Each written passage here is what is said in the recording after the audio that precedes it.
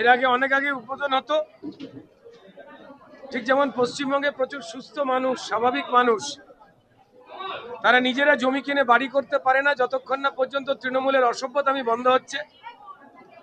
ঠিক হেরে যাওয়ার আতঙ্কে, পশ্চিমবঙ্গ ছাড়ার ভয়ে তৃণমূল শেষ মুহূর্ত অবধি যে অসভ্যতামি পশ্চিমবঙ্গের সাধারণ মানুষের সঙ্গে করে, ঠিক সেটা ভারতীয় জনতা পার্টির যাতে শিবপুরে না কোনো রাজনৈতিক কার্যালয় বিধানসভার সেটা যাতে না হতে পারে, তারা বহুভাবে বাধা দেওয়ার চেষ্টা করেছে।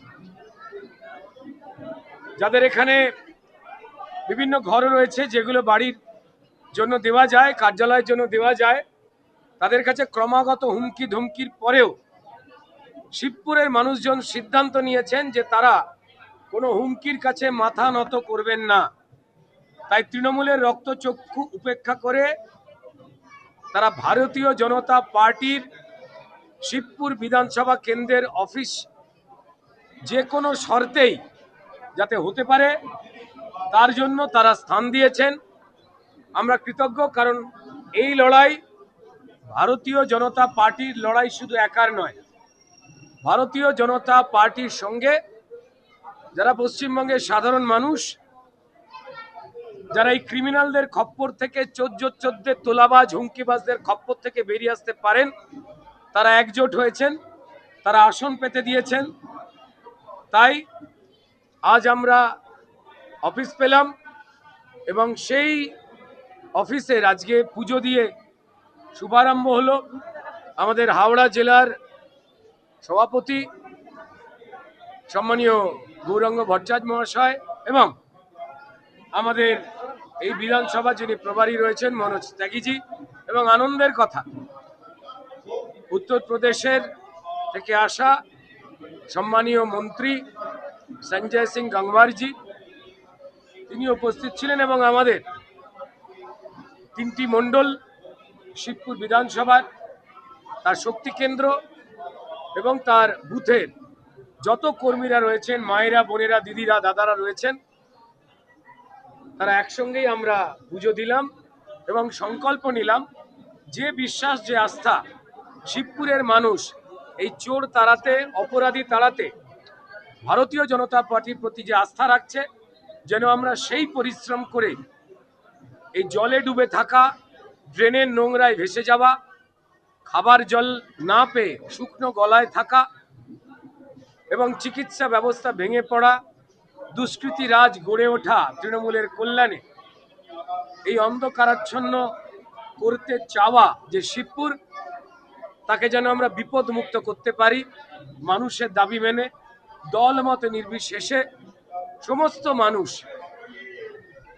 এমনকি যারা তৃণমূলের কট্টর সমর্থক ছিলেন, তৃণমূলের জনপ্রতিনিধিরা ছিলেন, তারাও কিন্তু আমাদের সঙ্গে যোগাযোগ করছেন এবং বলছেন যে ভারতীয় জনতা পার্টি একমাত্র পারবে এই অন্ধকার দূর করতে। সারা পশ্চিমবঙ্গ থেকে, হাওড়া থেকে তথা শিবপুর থেকে আমরা কেউ প্রকাশ্যে আপনাদের সঙ্গে এসে বা কেউ নিভৃতে পিছন থেকে আমরা ভারতীয় জনতা পার্টির পক্ষেই লড়াই করব। না হলে যে ক্ষয়ক্ষতি হাওড়ার করে দিয়েছে, সেখান থেকে শিবপুরকে তথা হাওড়াকে মুক্ত করা সম্ভব নয়। আমরা কৃতজ্ঞ না কেন, তারা যে ভারতীয় জনতা পার্টির প্রতি আস্থা রাখছেন। শিবপুরের আমাকে লোকে ঘরের ছেলে বলে, আমার জগাছায় বাড়ি। যারা প্রত্যেকটি মানুষ, তারা কেউ আমার কর্মী বা কার্যকর্তা নন, তারা আমাদের দিদি, মা, বোন, দাদা, কাকা, ইভেন যারা ভোটাররা রয়েছেন, এখানে কেউ অ্যাকচুয়ালি আমাদের ভোটার নয়। তারা ভারতীয় জনতা পার্টির সঙ্গে থাকা, নিভৃতে চলার সহযোদ্ধা, যারা পশ্চিম বাংলাদেশ হতে দিতে চায় না পশ্চিমবঙ্গকে, যারা ক্রিমিনালের রাজত্বে মরতে চায় না, নিজেদের ভবিষ্যৎ প্রজন্মের বাচ্চাদের ভবিষ্যৎ যারা নষ্ট করতে চায় না, তারা সব এক হচ্ছেন পদ্মফুলের ঝান্ডার পাশে, দলমত নির্বিশেষে। কথা একটাই বলি, শিবপুরের তৃণমূলের লুঠের ভোটে জেতা বিধায়ক যিনি ছিলেন মনোজ বাবু, যার নামে ভারতীয় জনতা পার্টির পোস্টার ফেলার প্রয়োজন হয়নি। শিবপুর বিধানসভার মানুষ তারা তৃণমূলের বিধায়ক এবং তাদের টিমের দুর্নীতির বিরুদ্ধে পোস্টার ফেলেছিলেন, প্রমাণ দিয়েছিলেন। তাই তৃণমূল দল তাকে এখানে প্রার্থী করতে পারেনি, তিনি পালিয়ে গেছেন। তার বদলে বালি বিধানসভাতেও একই কাজ যিনি করেছেন, যিনি অকেজো বলেই পরিচিত, আমার কথায় নয়, তার বদলে শিবপুরের পাশের বালি বিধানসভায় তৃণমূল যে নতুন প্রার্থী দিয়েছে কৈলাস মিশ্র, তিনি নিজে দৌড়ে দৌড়ে মানুষের কাছে গিয়ে ক্ষমা চাইছেন যে এর আগের বিধায়ক ডক্টর রানাবাবু তিনি যে কাজ করেননি তার প্রতি যে রাগ রয়েছে আমায় ক্ষমা করে দেবেন। এ আমার কথা নয়। তাহলে তৃণমূলই স্বীকার করছে তাদের বালির বিধায়ক রানাবাবু, যাকে শিবপুরে পাঠানো হয়েছে, তিনি বালিতে কাজ করতে পারেনি বলেই তাকে বিতাড়ন করা হয়েছে। শিবপুরের বিধায়ক তিনি বিতাড়িত হলেন, দাঁড়ালেন না, তার বদলে মাইগ্রেটেড বিধায়ক, বাইরে থেকে আনা বিধায়ক, যিনি আর একটা বিধানসভাকে জ্বালিয়ে এসেছেন কাজ না করে।